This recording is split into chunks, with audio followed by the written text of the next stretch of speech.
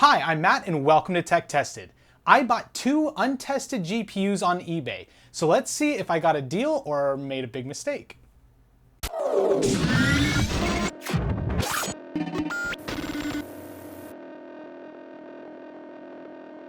When scrolling through eBay looking for a deal, you have likely found parts listed as untested. There are a couple reasons a seller might list an item as untested.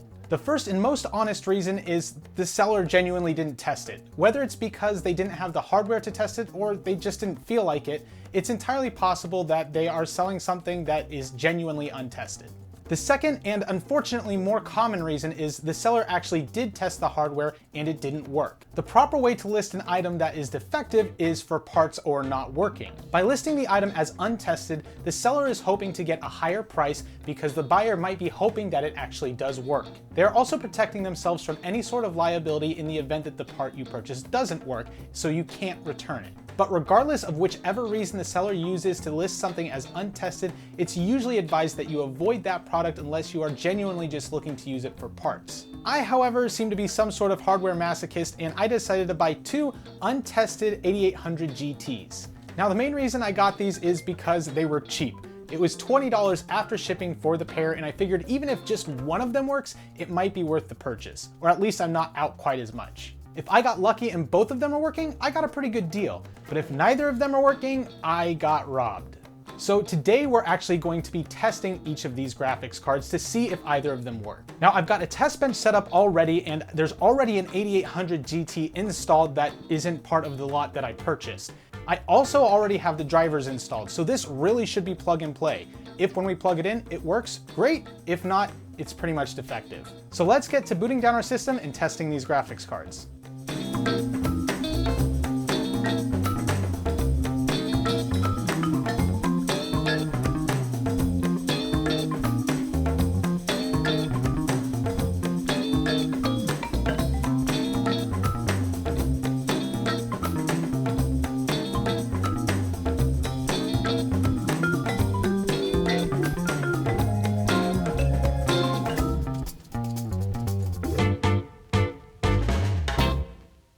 All right, our first card is in, and it got quite loud there for a moment, but wait.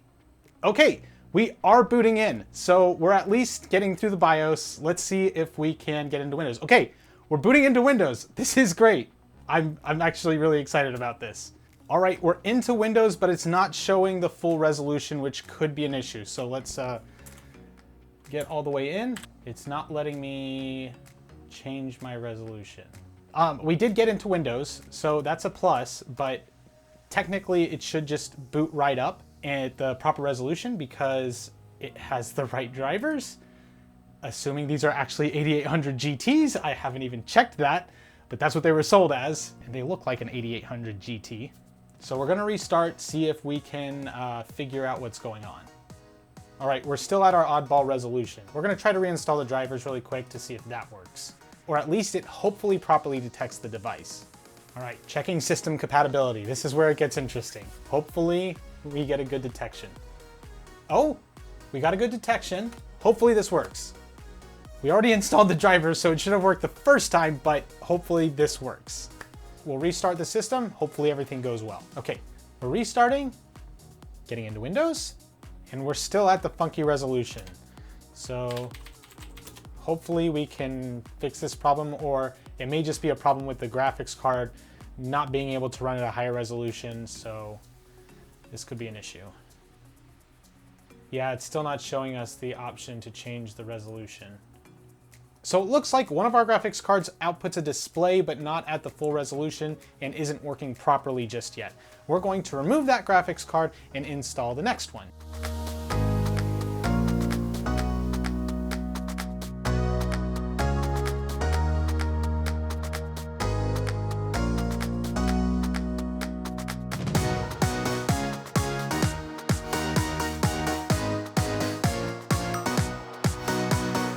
All right, it's booting into Windows. Something else I should have tested on the other graphics card is I should have tested the other display output. Sometimes just the display output is the problem.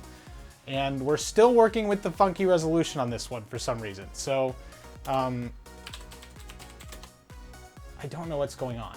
All right, we'll be back in a bit. I'm gonna try uninstalling all of the drivers that are on this SSD and then reinstalling the NVIDIA drivers exclusively and see how that goes. Okay, so as I was getting ready to uninstall the drivers, it did move to the native resolution, the proper resolution. So my capture card's glitching out a little bit. That's not what's happening on screen. It does look fine. There's the NVIDIA control panel. So this one seems to be working okay. So what we're gonna do is we're gonna run Heaven Benchmark. The other 8800 GT that I had prior to installing these two was running about 30 frames per second, if I'm not mistaken. And so that's what we should be getting on DirectX 9 with low settings at native resolution. And here we are, we're running like 30 frames per second on Heaven with the 8800 GT. So both of them booted into Windows and oh gosh, it's glitching out. I don't know if that has something to do with the capture card or with the graphics card itself, but it does seem to be glitching out just a little bit. But we are running at a respectable frame rate here, and our GPU temperatures are getting a little bit toasty, but this is kind of the performance I was expecting, which is fantastic. So what I'm actually gonna do is I'm gonna slap this other one in, and we're gonna try to run an SLI, see if we can get a higher frame rate. That would tell me that both of the graphics cards seem to be working, at least on some level.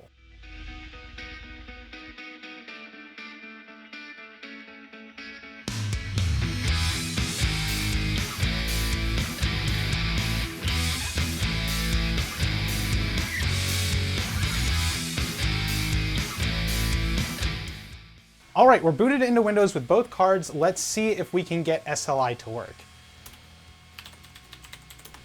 All right, so we're in GPU-Z. Let's see if both of these cards are the same. So the things we're gonna wanna look for is a different memory clock, GPU clock, and shader count, and memory capacity.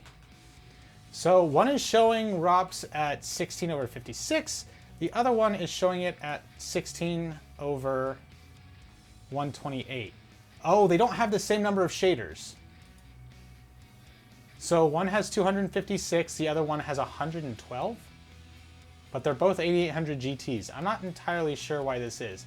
So these cards actually won't run in SLI, but it seems we have at least one good card and possibly two.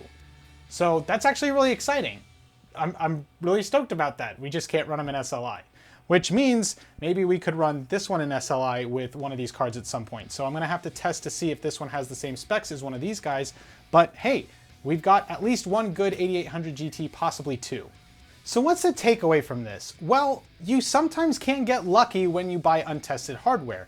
Here we got at least one good 8800 GT, but the truth of the matter is you really never know, and it's always going to be a risk. The only way I can recommend purchasing something untested off of eBay is if you're willing to take the risk and it's not going to cost you a lot of money, or if you really just need it for parts. Overall, the consensus is still the same. It's really not recommended that you purchase something untested. As always, thanks for watching. Don't forget to hit like and subscribe, follow us on our social media platforms, and check out our Discord and our website so you can pick yourself up some tech-tested merch.